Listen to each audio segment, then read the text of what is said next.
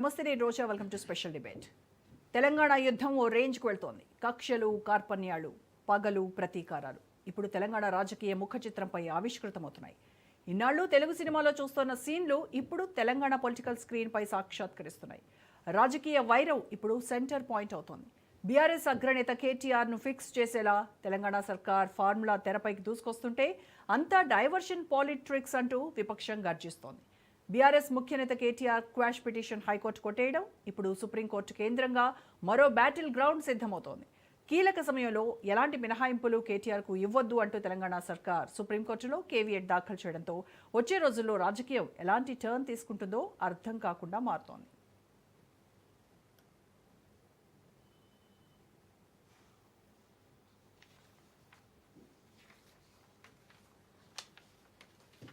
తెలంగాణలో ఫార్ములా మంటలు ఎగిసిపడుతున్నాయి. కేటీఆర్ టార్గెట్గా రేవంత్ సర్కార్ అడుగులు వేస్తోంది.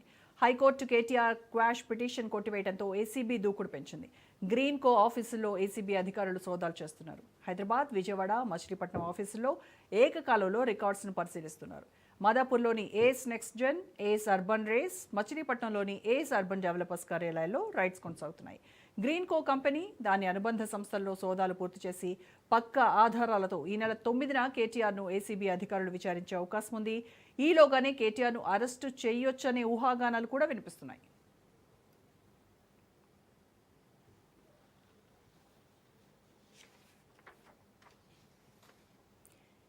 గత 10 ఏళ్లలో బీఆర్ఎస్ చేసిన అవినీతిని వెలికి తీస్తామని చెప్పిన కాంగ్రెస్ పార్టీ ఆ దిశగానే అడుగులు వేస్తోంది. ఫార్ములా ఈ రేసులో అవినీతి జరిగిందని నిరూపించేందుకు తీవ్రంగా ప్రయత్నిస్తోంది. ఫార్ములా ఈ రేస్ వ్యవహారంలో క్విట్ ప్రోకో జరిగినట్టుగా ప్రభుత్వం ఆరోపిస్తోంది. బీఆర్ఎస్కు గ్రీన్ కో సంస్థ ద్వారా బీఆర్ఎస్ పార్టీకి కోట్ల లబ్ధి చేకూరినట్టుగా తెలిపింది. గ్రీన్ కో, దాని అనుబంధ సంస్థలు కలిపి 49 కోట్లను బీఆర్ఎస్ పార్టీకి చందాల రూపంలో ఇచ్చినట్టుగా ఆరోపిస్తోంది. రేస్కు సంబంధించిన చర్చలు మొదలైనప్పటి నుంచే ఎన్నికల బాండ్లను గ్రీన్ కో సంస్థ కొనుగోలు చేసినట్టు వెల్లడించింది. సంబంధించి ప్రెస్టేజ్గా తీసుకొని ఒక ప్రాజెక్టు తీసుకొని వచ్చింటే ఎందుకు ఆ ప్రాజెక్టుకి అందరూ భయపడి ఇన్వెస్టర్స్ పారిపోవడం జరిగింది? ఇన్వెస్టర్స్ పారిపోయినాక కూడా ఇమ్మీడియట్గా లేదు తీసుకురావాలని చెప్పని ఏ లోపాయిక ఒప్పందాలు లేకపోతే ఈ బాండ్స్ కానీ ఇవన్నీ విషయాలు ఈరోజు ఏవైతే బయటికి వస్తున్నాయో, లోపాయిక ఒప్పందాలు జరగకపోయింటే అంత ఇమీడియట్గా క్యాబినెట్లో పెట్టకుంటే ఎక్కడ డిస్కస్ చేయకుండా ఎందుకు ఈ రకమైన ప్రొసీజర్ని వారు ఫాలో అయినరు? అండ్ చాలా క్లియర్గా 2 స్టేట్మెంట్స్. మొదట కేటీఆర్ గారు మొత్తం నేనే చేసిన, నేనే అరవింద్ కుమార్కి ఆదేశించిన, మంత్రిగా నాదే అంత బాధ్యత అని చెప్పి ప్రెస్ ద్వారా మీడియా ముఖంగా మాట్లాడడం జరిగింది. సేమ్ కాంట్రడిక్టరీగా కోర్టులోనేమో నాకేం సంబంధము, నేను మంత్రిని, అధికారులు చూసుకోవాలని చెప్పి మాట్లాడారు. అంటే ఈ డ్రామాలు, ఈ నాటకాలు దేనికోసము? నిజంగా తప్పు చేయకపోతే విచారణకి అంగీకరించండి. విచారణకు వచ్చినప్పుడు ఎందుకు అడుగుతున్నారు? ఏదో ఫాల్స్గా నన్ను ట్రాప్ చేసి రాంగ్ స్టేట్మెంట్ రికార్డ్ చేస్తారని అంటారు. అరే చదువుకున్నావా, చదువుకోలేదా? పోలీస్ అధికారులు స్టేట్మెంట్ రికార్డ్ చేసేటప్పుడు వీడియో పెడతారు. స్టేట్మెంట్ అనేది నువ్వు చెప్పినప్పుడు వీడియో పరంగా నీ వీడియో వాంగ్మూలం కూడా తీసుకోవడం జరుగుతుంది. నువ్వు కేటీఆర్ ఏసీబీ కేసులో కోర్టు తీర్పును స్వాగతిస్తున్నాం. అవినీతి జరిగిన దగ్గర అసలు విచారణే వద్దని చెప్పి కేటీఆర్ కోర్టుకు పోవడం అనేది అప్రజాస్వామికమని కోర్టు చెప్పడం దీనికి ఒక ఉదాహరణ. అన్నిటికంటే ముఖ్యంగా ఏంటంటే దొంగతనం చేసిన తర్వాత ఆ దొంగతనాన్ని దొంగతనం కాదు అని నిరూపించడానికి శతవిధాల ప్రయత్నం చేస్తున్న పరిస్థితి మనం గమనిస్తున్నాం. ఈరోజు మానవ హక్కుల కోసం పోరాటాలు చేసేటోళ్లకు కోర్టులు బాసటగా ఉంటాయి తప్పితే దొంగల హక్కుల కోసం పోరాటము, దోపిడీదారుల హక్కుల కోసం పోరాటం చేసేటోళ్ళకు కోర్టులు, చట్టాలు సపోర్ట్ చెయ్యవనే విషయం కేటీఆర్ తెలుసుకుంటే మంచిది. ఇదేదో ఆ అవినీతి చేయకంటే ముందు, ఆ అక్రమం చేయకంటే ముందు ఉండాల్సిందనేది నా వ్యక్తిగత అభిప్రాయం, పార్టీ అభిప్రాయం కూడా.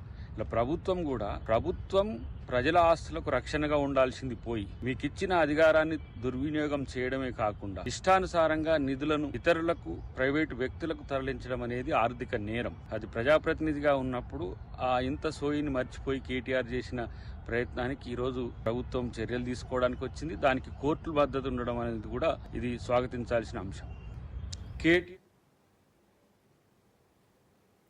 అయితే కాంగ్రెస్ ఆరోపణల్ని బీఆర్ఎస్ కొట్టిపారేస్తోంది. రాజకీయ కక్షపూరితంగానే అక్రమ కేసులు పెడుతున్నారని గులాబీ పార్టీ ఆరోపిస్తోంది. ఇచ్చిన మాటను కాంగ్రెస్ ప్రభుత్వం నిలబెట్టుకోవడం లేదని విమర్శించింది. కాంగ్రెస్ హామీలపై ప్రశ్నిస్తున్నందుకే అక్రమ కేసులు పెడుతున్నారని బీఆర్ఎస్ నేతలు మండిపడుతున్నారు. ఇచ్చిన హామీలను నెరవేర్చలేక డైవర్షన్ పాలిటిక్స్ చేస్తున్నారని విమర్శిస్తున్నారు. అక్రమ కేసులకు భయపడేది లేదని, కాంగ్రెస్ విధానాలను ఎండగడతామని హెచ్చరిస్తున్నారు. ఈరోజు కేటీఆర్ గారి మీద హైకోర్టులో కూడా వచ్చిన తీర్పు కేవలం విచారణ కొనసాగించడానికే చెప్పింది హైకోర్టు. ఇది అక్రమ కేసు, దీని విచారణ నిలుపుదల చేయాలని చెప్పి బీఆర్ఎస్ పార్టీ తరఫున మేము కోర్టుకు వెళ్ళాం. కోర్టు ఏమి కేసును నిర్ధారించలేదు, ఇది తప్పు జరిగిందని చెప్పింది కానీ శిక్ష వేసింది కాదు. కేవలం విచారణ కొనసాగించడానికి మాత్రమే ఈరోజు కోర్టు అనుమతి ఇచ్చింది. విచారణకు సహకరిస్తాం. ఈ ముందు నుంచి కూడా కేటీఆర్ గారు 100% విచారణకు సహకరిస్తామని చెప్పాం. ఎందుకంటే మేము తప్పు చేయలేదు, అసలు అవినీతే జరగలేదు, రాష్ట్ర ప్రభుత్వం నుంచి ₹1 కూడా గ్రీన్ కో కంపెనీకి చెల్లించలేదు. ₹1 ఇవ్వనేప్పుడు అక్కడ అవినీతికి ఆస్కారం ఎక్కడిది? అయినా ఇది ఎప్పుడు జరిగింది? రేవంత్ రెడ్డి గారు ప్రమాణ స్వీకారం చేసిన 3వ రోజే ఆ కంపెనీ ప్రతినిధులు రేవంత్ రెడ్డి గారిని కలిశారు. ఏడాది పాటు నువ్వు ఎందుకు కేసు పెట్టలే? ఏడాది తర్వాత ఎందుకు పెడుతున్నావు?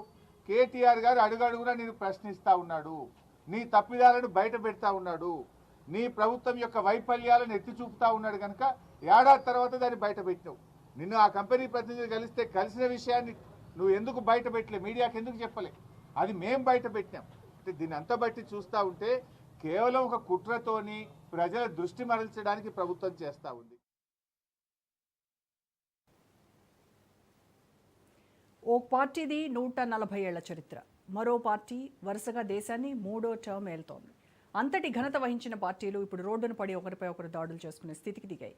రెండు పార్టీల మధ్య మాటలతో మొదలైన వివాదం చినికి గాలివానలా మారింది. మొన్నటి వరకు అమిత్ షా వ్యాఖ్యలపై భగ్గుమన్న కాంగ్రెస్ శ్రేణులు ఇప్పుడు రమేష్ బిధూరి కామెంట్స్పై మండిపడుతున్నారు. ఎన్నికల్లో గెలిస్తే కల్కాజీ నియోజకవర్గంలోని రోడ్లను ప్రియాంక గాంధీ బుగ్గల్లా నున్నగా తయారు చేస్తానన్న బిధూరి వ్యాఖ్యలపై ఆందోళనకు దిగారు. హైదరాబాద్ నాంపల్లిలోని బీజేపీ కార్యాలయాన్ని ముట్టడించారు. కాంగ్రెస్ బీజేపీ శ్రేణులు పరస్పరం రాళ్లు రూకున్నారు, కర్రలతో దాడులు చేస్తున్నారు. కాంగ్రెస్ చర్యకు కౌంటర్గా బీజేపీ నేతలు గాంధీ భవన్ను ముట్టడించారు. తెలంగాణ రాజకీయాల్లో అసలు ఏం జరుగుతుంది? ఓవైపు బీజేపీ వర్సెస్ కాంగ్రెస్ పోరాటాలు, ఇటు చూస్తే కేటీఆర్ బీఆర్ఎస్ వర్సెస్ కాంగ్రెస్ ఏం జరుగుతోంది? మొత్తానికి ఈరోజు కేటీఆర్కు హైకోర్టులో చుక్కెదురైంది, క్వాష్ పిటిషన్ కొట్టివేసింది. మరి తర్వాత కార్యాచరణ ఏ విధంగా ఉండబోతోంది? నిజంగానే కేటీఆర్ అరెస్టుకు రంగం సిద్ధమవుతుందా? దీనిపైన వివిధ పార్టీల అభిప్రాయాలు ఎలా ఉన్నాయి? దీనిపైన డిబేట్ చేయబోతున్నాము. డిబేట్లో పార్టిసిపేట్ చేస్తున్నారు వంటియేరు ప్రతాప్.